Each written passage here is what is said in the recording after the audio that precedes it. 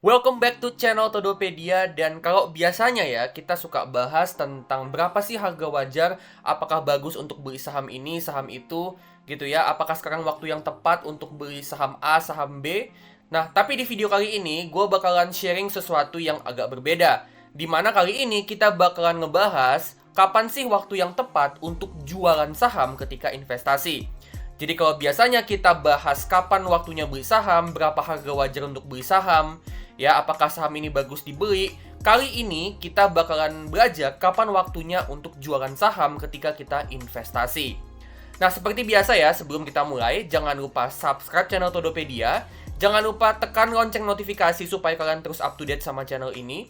Jangan lupa juga cek website gua investasi.todopedia.com dan TikTok Todopedia. Di situ gue banyak share konten-konten tentang investasi saham. Dan jangan lupa juga cek produk, buku-buku yang gue tag di kiri bawah, karena itu bisa jadi berguna buat investasi kalian. Oke, langsung aja yuk kita mulai. Intro.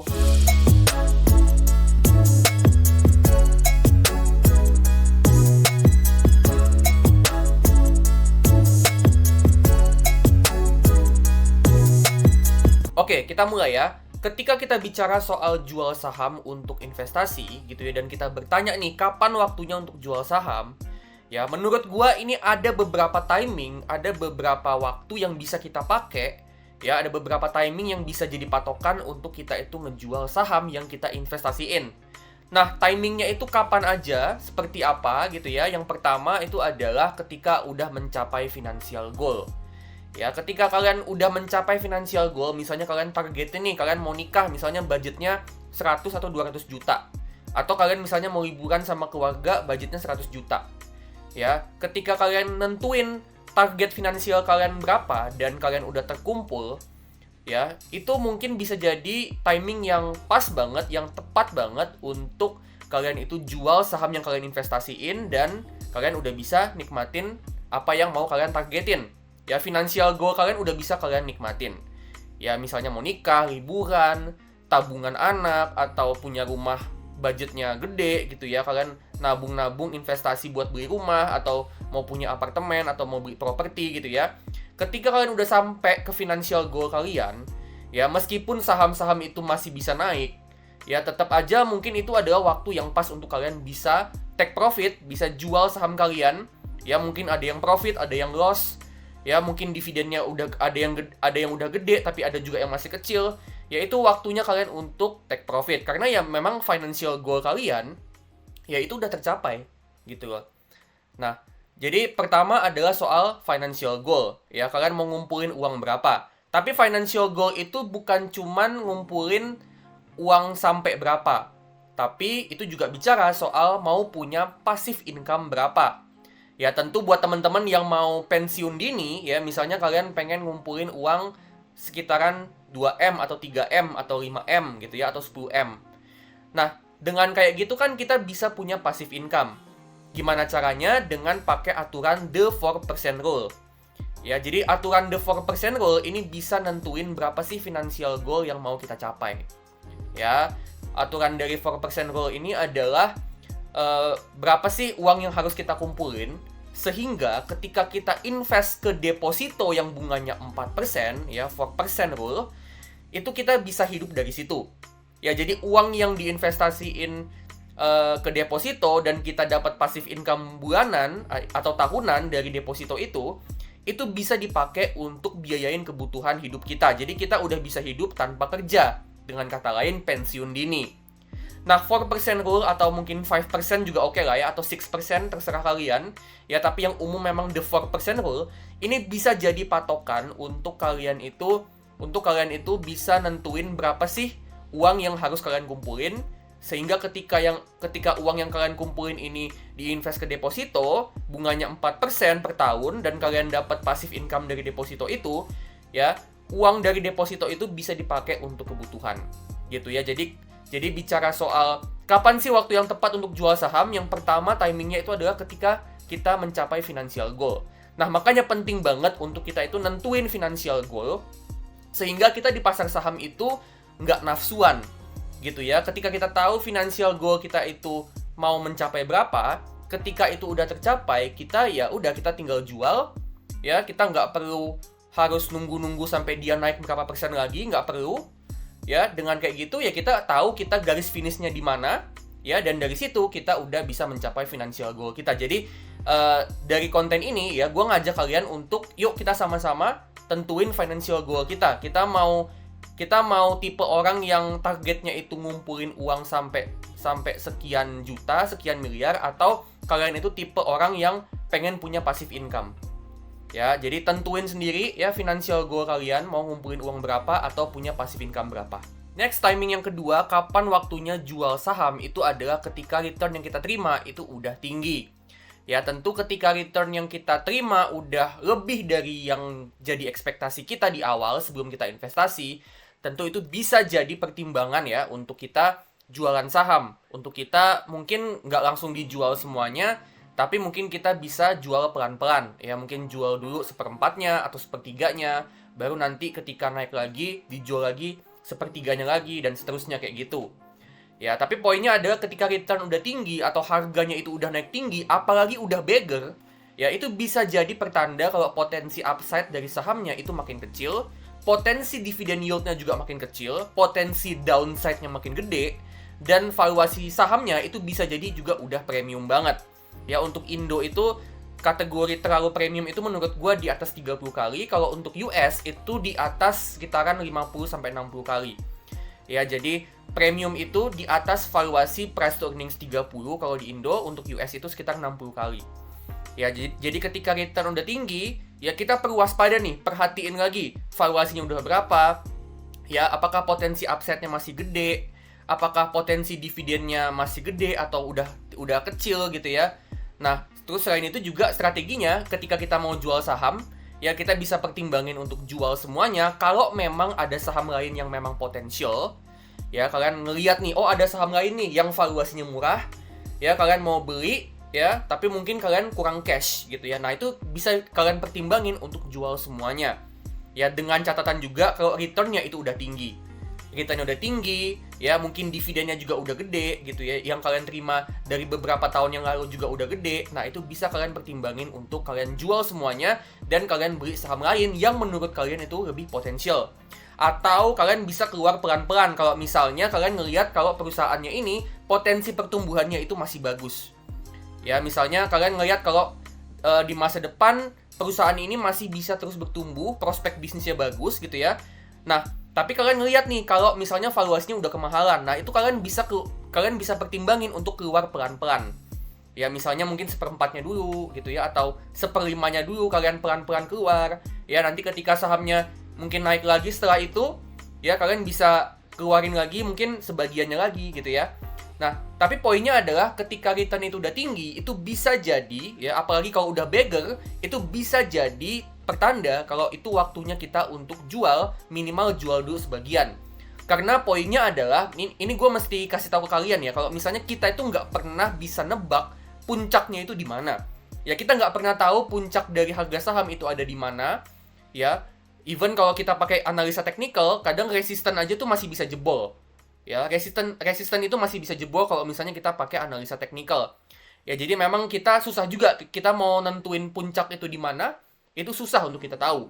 Jadi kalau menurut gua, ya, kapan waktunya jual itu kalau menurut kalian cukup aja.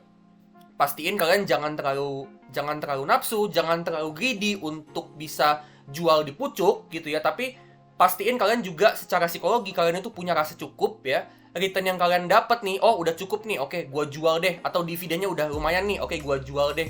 Atau mungkin valuasinya udah premium, oke gua jual deh. Atau misalnya ada saham lain yang lebih menarik, itu juga kalian bisa jual.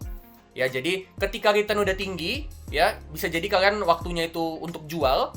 Dan pastiin kalian punya rasa cukup. Next, timing yang ketiga, kapan waktunya untuk kita jualan saham itu adalah ketika harga sahamnya itu udah mencapai harga wajarnya atau udah di atas harga wajarnya. Nah, prinsip ini sebenarnya hampir sama kayak prinsip yang kedua tadi, yaitu patokan dari jualan sahamnya. Kalau tadi yang kedua kan kita pakai patokan itu kalau returnnya udah cukup besar. Nah, yang ketiga ini kita pakai patokan, ya kalau misalnya sahamnya udah mencapai harga wajarnya atau udah di atas harga wajarnya, itu adalah waktunya untuk pertimbangin untuk jualan. Ya, nah ketika saham itu udah di atas harga wajarnya, kan bisa jadi potensi upside untuk kedepannya, potensi kenaikan harga sahamnya itu kan akan makin kecil. Dan juga potensi dividen yield-nya juga akan makin kecil. Justru malah potensi downside atau penurunan harga sahamnya itu akan semakin besar. Jadi ketika saham itu udah mencapai harga wajar atau udah di atas harga wajarnya, itu bisa jadi waktunya untuk kita pertimbangin untuk jualan. Nah, tapi kan kita juga mesti ngecek ya. Karena kan harga wajar itu kan bisa beda-beda untuk setiap orang. Ya, jadi kalau menurut gua, ketika kita mau pakai patokan harga wajar untuk jualan saham, menurut gua kita mesti cek lagi ya untuk potensi pertumbuhan bisnisnya. Potensi prospeknya ke depannya masih bagus apa enggak. Nah, kalau misalnya potensi pertumbuhannya masih bagus ke depannya, ya bisnisnya masih terus dikembangin, laba sama pendapatannya pertumbuhannya masih punya potensi untuk tumbuh signifikan, ya, menurut gua, ya itu malah justru menjustifikasi valuasi yang mahal. Jadi, meskipun memang sahamnya mungkin udah mahal, udah premium valuasinya, tapi kita juga mesti pertimbangin untuk potensi pertumbuhan bisnis. Kalau misalnya dia masih kencang pertumbuhannya, ya menurut gua ada baiknya kita hold aja. Tapi kalau misalnya potensi pertumbuhannya udah nggak kencang-kencang banget, apalagi mungkin bahkan ya, kalian prediksi kalau ke depannya pertumbuhan bisnisnya ini bukan bertumbuh tapi malah menurun, ya itu bisa jadi waktunya kalian untuk jualan. Ya, dan jualannya itu juga ada baiknya sih nggak langsung semuanya ya. Kalau misalnya kalian memang ketemu saham lain yang lebih potensial, ya itu boleh dipertimbangin untuk jualan semuanya. Tapi kalau misalnya ya kalian merasa, kalian beranggapan bahwa potensi pertumbuhan bisnisnya masih bagus, gitu ya, itu bisa kalian pertimbangin untuk keluarnya pelan-pelan. Mungkin kalian keluar dulu 20%. Nanti kalau misalnya ternyata pertumbuhan bisnisnya beneran masih bagus ke depannya dan harga sahamnya masih naik, kalian bisa jualan lagi 20% lagi. Gitu ya, jadi jualannya itu pelan-pelan. Supaya kalian juga nggak ketinggalan. Kalau misalnya harga sahamnya naik gitu ya, ternyata kalian hitung nih harga wajarnya, ternyata sahamnya itu udah di atas harga wajarnya, tapi ketika kalian jualan itu ternyata sahamnya naik lagi gitu ya, dengan kalian jualnya tuh perlahan-lahan, ya itu tentu bakalan mengurangi kalian itu ketinggalan. Intinya kayak gitu. Kalian lebih nggak ketinggalan lah ibaratnya kayak gitu ya. Ketika harga sahamnya naik, ya kalian masih punya sahamnya gitu ya. Jadi kalian masih bisa dapat keuntungan yang lebih. Next, timing yang keempat, kapan waktunya untuk jualan saham, yaitu ketika ada opportunity yang menarik di saham yang lain. Ya, ini sesimpel sebenarnya kalau misalnya kalian punya saham, ya kalian misalnya untungnya udah besar, ya dividennya juga udah gede, dan di saat yang sama kalian melihat ada saham lain yang potensinya bagus, valuasinya murah, ya under value, dividennya lebih besar, manajemennya juga bagus. Intinya saham itu potensial menurut kalian untuk investasi, ya itu juga bisa jadi waktunya untuk kalian jualan saham yang tadi udah kasih untung gede, ya. Kita katakanlah saham itu saham A gitu ya. Kita pindahin uang kita dari saham A, kita jual saham A ini sebagian dulu gitu ya, atau semuanya kalau misalnya kalian pede. Kita masukin ke saham B yang tadi kita anggap itu potensial. Tapi ini juga gue mesti kasih kalian warning ya, bahwa ketika kalian jual saham A gitu ya, kalian anggap kalau misalnya saham A ini valuasinya udah mahal atau returnnya udah gede, udah bagger nih misalnya, ya itu sama sekali nggak ada jaminan ketika kalian jual saham A, ya saham A itu ya bakalan turun. Nggak juga, malah bisa jadi ketika kalian keluar dari saham A, saham A-nya malah naik. Ya, jadi bisa aja kayak gitu. Bisa aja ketika kita pindah dari saham A ke saham B, justru malah saham B-nya turun lagi. Itu juga bisa aja. Jadi ya nggak ada jaminan gitu ya, karena kan kita bukan bandar, kita bukan market maker. Jadi ya kita nggak bisa mendikte market. Cuman yang kita bisa dikte adalah ya kita bisa analisa perusahaannya. Ya, menurut kita itu potensial, menurut kita itu kedepannya dalam jangka panjang bisa kasih potensi keuntungan yang gede. Ya udah, saham yang tadi cuannya udah gede, ya kita pindahin ke saham yang potensial, yang mana kedepannya dalam jangka panjang itu berpotensi untuk bisa compounding. Jadi keuntungan yang tadi kita dapat dari saham A itu kita gulung lagi di saham B, ya, dan itu tentu berpotensi untuk terus compounding. Jadi kita nggak bisa ngontrol market, kita nggak bisa ngendaliin atau mendikte pasar. Yang kita bisa lakuin adalah dari timing yang keempat ini, ya kita berusaha untuk ngebuat portofolio kita itu bisa compounding dalam jangka panjang. Nah, sebagai contoh, di akhir tahun kemarin gue ngejual semua saham BRIS yang gue pegang itu di harga 3.000. Yang mana dulu gue beli saham BRIS itu di harga 1.300. Jadi keuntungannya itu udah bagger. Nah, pertimbangan kenapa gue jual saham BRIS di harga 3.000, ya itu karena pernya itu udah lebih dari 20 kali. Ya, jadi price to earnings-nya ini udah cukup premium. Dan juga dividend yield-nya ini kurang dari 1%. Jadi gue ngelihat kalau saham BRIS ini ke depannya potensi keuntungannya ya itu udah tinggal sedikit. Bahkan bisa dibilang potensi downside-nya itu lebih gede. Nah, dari gue ngejual saham BRIS, ya uang hasil penjualan itu gue beliin saham IPCC sama BMRI. Ya, nah kenapa gue beli IPCC sama BMRI? Ya, jadi IPCC itu gue beli di harga 685 dan BMRI itu di 5.600. Nah, alasannya kenapa? Itu karena IPCC sama BMRI ini valuasinya lebih murah, ya, jauh lebih murah daripada saham BRIS, dan mereka bisa kasih dividen yang jauh lebih besar daripada BRIS.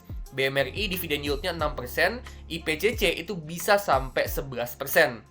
Ya, jadi dengan valuasinya lebih murah, ya, gue ngelihat kalau potensi keuntungan dari capital gain-nya itu lebih besar daripada BRIS, ditambah dividennya juga jauh lebih besar, ya, yang mana artinya potensi keuntungannya dari saham IPCC sama BMRI ini lebih besar daripada BRIS dalam jangka panjang, ya, itu ngebuat gue itu jadinya masukin hasil penjualan BRIS tadi ke sana.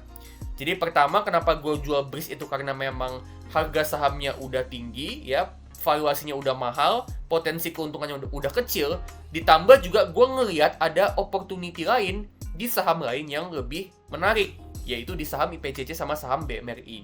Next timing yang pas untuk jualan saham itu adalah ketika cum date dividen. Nah, buat kalian yang memang fokusnya untuk dividen investing dan kalian mau investasi jangka panjang, ya, momentum cum date ini bisa jadi waktu yang pas untuk kalian justru jualan saham. Kenapa? Karena biasanya waktu cum date, saham-saham yang bagi dividen yang gede, ini biasanya harganya naik karena orang memang mau ngincer dividennya. Ya, banyak dividen hunter. Nah, exit strategi ini nih bagus buat kalian yang memang mau fokus untuk dividen investing jangka panjang. Jadi strateginya itu kayak gini.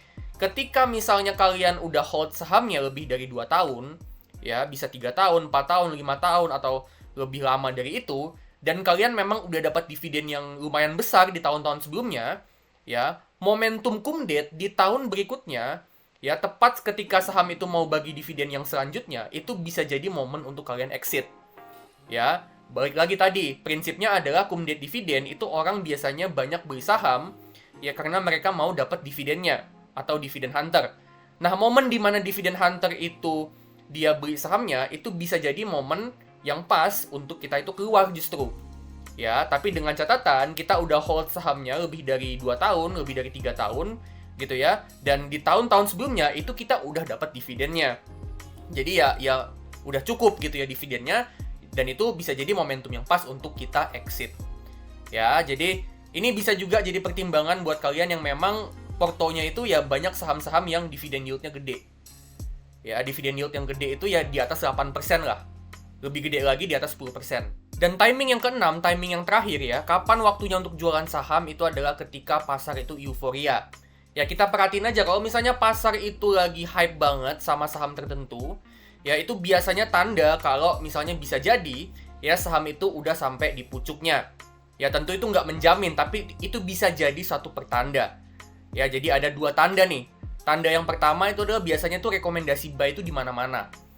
Ya, ketika sahamnya udah naik nih, kalian perhatiin nih udah naik gitu ya. Terus kalian lihat di mana-mana, di media, di sekuritas itu rekomendasinya selalu buy. Nah, itu bisa jadi itu memang waktunya untuk jualan atau mungkin ya jualan sebagian dulu. Ya, jadi kita pakai prinsip yang basic dari investasi ya, be fearful when others are greedy dan be greedy when others are fearful. Jadi ketika orang itu greedy, kalian pasti bisa lihat tandanya gitu ya. Ketika investor itu greedy, ya berarti itu tandanya bisa jadi kalian harus fearful. Bisa jadi kalian harus mulai ancang-ancang untuk jualan. Ya, biasanya tuh rekomendasi buy akan ada di mana-mana. Ya, semua orang pasti akan bilang buy, padahal mungkin sahamnya itu mungkin naiknya udah tinggi banget dan mungkin valuasinya udah kemahalan. Terus tanda yang kedua tentu selalu ada berita gitu ya. Selalu ada berita untuk menjustifikasi kalau sahamnya murah padahal valuasinya udah mahal. Ya, ini bisa jadi ya 2 tanda ini bisa jadi alarm, bisa jadi indikasi kalau memang ini adalah waktunya untuk kita jualan saham yang kita pegang. Terutama ya kalau misalnya kita pakai timing yang nomor 2 sama nomor 3 tadi ya, returnnya udah gede ya, terus valuasinya udah mahal, ditambah pasar itu euforia, ya itu bisa jadi pertanda yang cukup kuat kalau itu memang waktunya untuk jualan. Tapi tentunya dua tanda ini aja juga nggak menjamin. Ya contohnya kayak Nvidia ya. Nvidia itu kan valuasinya mahal, tapi dia naik terus karena memang fundamentalnya ya laba bersihnya, pendapatannya itu memang pertumbuhannya signifikan banget. Jadi tetap aja meskipun kita lihat dua tanda ini, tetap kita harus lihat lagi sahamnya. Tetap kita harus lihat lagi perkembangan dari perusahaannya itu. Ya, pertumbuhan dari pendapatannya berapa, income-nya berapa, profit-nya berapa gitu ya, balance sheet-nya masih bagus apa enggak, dia masih hasilin cash flow atau enggak, dia masih terus ngembangin bisnisnya atau enggak, prospeknya gimana gitu ya. Tetap kita harus ngelihat juga dari segi kinerja bisnisnya. Kalau memang kinerja bisnisnya ternyata masih mengikuti gitu ya, valuasinya udah mahal tapi kinerja bisnisnya dia masih bertumbuh signifikan, ya mungkin jangan dijual dulu atau mungkin jual sedikit dulu aja gitu ya. Tapi kalau misalnya memang sahamnya ini naiknya udah terlalu tinggi, pasarnya euforia, rekomendasi di mana-mana, ya selalu ada berita untuk buy gitu ya. Padahal mungkin ternyata kalian lihat fundamentalnya kinerja bisnisnya itu nggak terlalu bertumbuh banget, atau bahkan bisnisnya itu masih rugi ya, bisnisnya masih belum bertumbuh, utangnya gede gitu ya. Nah kalau misalnya kalian ngelihat kayak gitu ya, itu udah pasti waktunya untuk jualan. Ya jadi tetap kita ngelihat dari segi fundamental, tapi kondisi psikologi di mana orang itu hype ya, kondisi psikologi di mana pasar itu euforia, bisa jadi itu adalah waktunya kita untuk jualan. Ingat teman-teman, ketika psikologi pasar itu lagi apa, kita harus bisa kebalikannya. Oke, actually ada satu lagi timing yang pas untuk kita jualan saham, yaitu ketika tesis investasi kita udah nggak sesuai dengan faktanya. Ketika kita mau investasi di suatu saham, ketika kita mau beli suatu saham kan pasti kita punya yang namanya investment thesis, yaitu kenapa sih kita beli saham yang kita beli, gitu ya. Nah, ketika kita beli suatu sahamnya, kadang-kadang kan bisa aja ternyata saham yang kita pegang itu perusahaannya ternyata nggak sesuai dengan tesis investasi kita.